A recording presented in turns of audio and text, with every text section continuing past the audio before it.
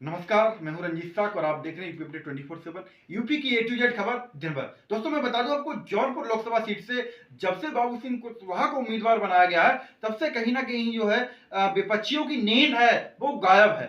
मैं बता दूं आपको, जिस तरीके से 500 गाड़ियों का जो काफिला था कल के दिन ही जौनपुर के अंदर जब एंट्री करता है तो कहीं ना कहीं अखिलेश यादव भी ऐसी जो है स्थिति देखकर गदगद हो उठे।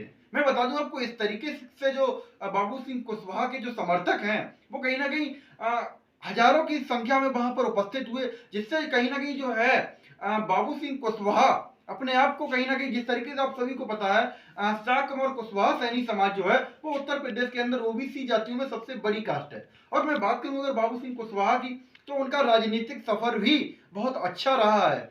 हाँ, वो बात अलग है, वो जेल में भी गए हैं, वो बेबुनियाद उनके ऊपर आरोप लगाए गए थे जिसके तहत वो जो है जेल में भी गए हैं। बाकी फाइनल जो है वो आज वो जेल से बाहर हैं। उन्होंने अपनी खुद की एक पार्टी का गठन किया है और वो अच्छे से विधानसभा चुनाव में अच्छा खासा रिजल्ट देने के बाद, वो बात अलग है उन्होंने अपने विधायक नहीं बना पाए थे। बहरहाल उन्होंने कहीं ना कहीं जो नेतृत्व किया था और जिस तरीके से उनकी जो विचारधारा है, पीडीए की ही विचारधारा है, जनगणना की विचारधारा है, जिसकी जितनी संख्या भारी और उसकी उतनी हिस्सेदारी, ऐसी जो विचारधारा को लेकर जिस तरीके से इंडिया गठबंधन भी इन्हीं विचारधारा पे चुनाव लड़ रही है, संविधान बचाओ के नारे के साथ ये लोग मैदान में कूदे हैं। तो बाबू सिंह कुशवाहा के जो समर्थक हैं वो कहीं ना कहीं इतनी बड़ी तादाद में हैं कि देखने वाले लोगों की आंखें फटी की फटी रह जाएं। दोस्तों मैं बात करूं अगर विपक्षियों की, तो रियल में विपक्षियों की नींद जो है वो गायब है। एक बाबू सिंह कुशवाहा जो कहीं ना कहीं बसपा में मंत्री हुआ करते थे, आज वो इतना बड़ा संगठन लेकर, आज वो इतनी बड़ी तादाद जौनपुर के अंदर एंट्री करते हैं और कहीं ना कहीं जौनपुर की जो सड़कें हैं वो लबालब उनके जो है समर्थकों से भर जाती हैं और जगह जगह पर उनके समर्थक उनकी एक झलक के लिए कहीं ना कहीं जो है बेताब रहते हैं। तो बाबू सिंह कुशवाहा जो है वो अभी प्रेस कॉन्फ्रेंस कर रहे हैं। बाकी वो कहीं ना कहीं जो है बाबू सिंह कुशवाहा अभी आप सभी के बीच में लाइव हैं, तो आइए हम सुनाते हैं बाबू सिंह कुशवाहा को। आज मैं खुद आपके बीच में रहने के लिए आया हूँ।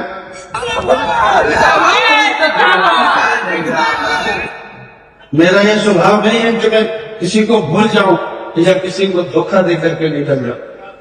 जितना आप मुझसे उम्मीद करते हैं उससे ज्यादा मैं आपके नजदीक रहूंगा, उससे ज्यादा मैं आपके करीब रहूंगा। कहीं आपको ठोकने का मौका नहीं, ये बातें जरूर। लेकिन अगर आपका विवाह किसी और से होगा तो बाबू सिंह कुशवाहा की छाती आपसे पहले लगी रहेगी।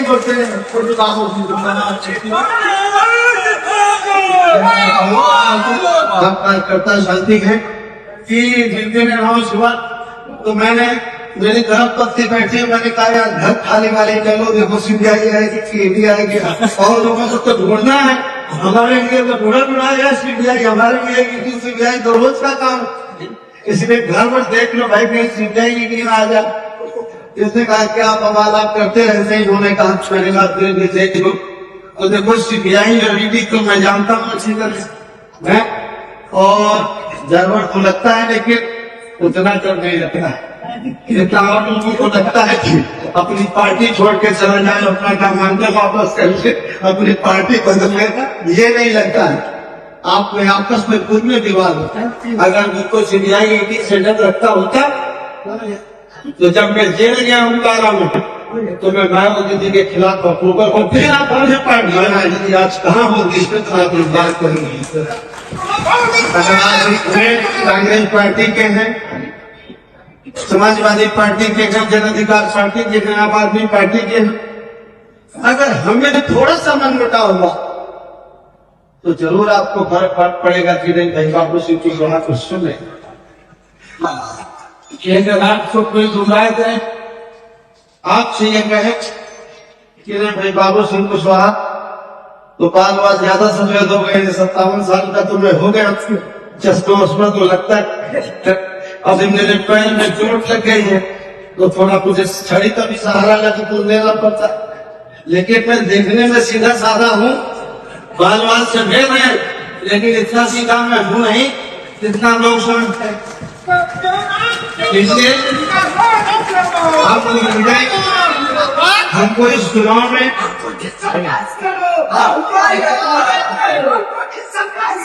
हम इस बात को मैंने जब समझा और जाना, आदरणीय अखिलेश यादव जी जो समाजवादी पार्टी के राष्ट्रीय अध्यक्ष हैं, उनसे चर्चा हुई, मैं उनके पास एक दिन गया। मैंने बिना शर्त से अपनी बात रखी कि मेरी तरफ से मेरा एक छोटा संगठन है जन अधिकार पार्टी के नाम से, मेरा समर्थन आपके इंडिया गठबंधन को और समाजवादी पार्टी को है। मैंने बिना शर्त समर्थन की बात मैंने आपके सामने रखी। उसके बाद उन्होंने मुझे बुला करके कहा, मैं इसके साथ इतने दिन रहा हूँ, मैं पूरी वफादारी के साथ रहा। मैंने कभी किसी के साथ गद्दारी करने का काम नहीं किया। अगर आप मुझे इंडिया अलायंस की तरफ से, चाहे वो कांग्रेस पार्टी के साथी हो, चाहे समाजवादी पार्टी के राष्ट्रीय अध्यक्ष के हाथ में उनका भरोसा किया है, तो मैं आप लोगों के साथ में कहता हूँ कि उन भरोसे में मैं हमेशा खड़ा उतरूंगा। मैं कभी भरोसे को कभी तोड़ने वाले लोगों में से नहीं।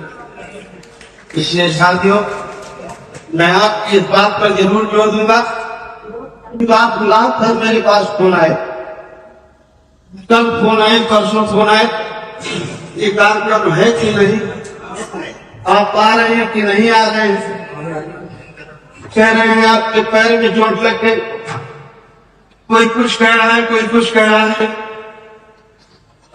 तो मैं इतना संशय में था कि मैं कैसे आपसे सामने बातें रखूं कि आपको भी भरोसा हो। मैं ये बातें नहीं रख रहा हूं, ये बात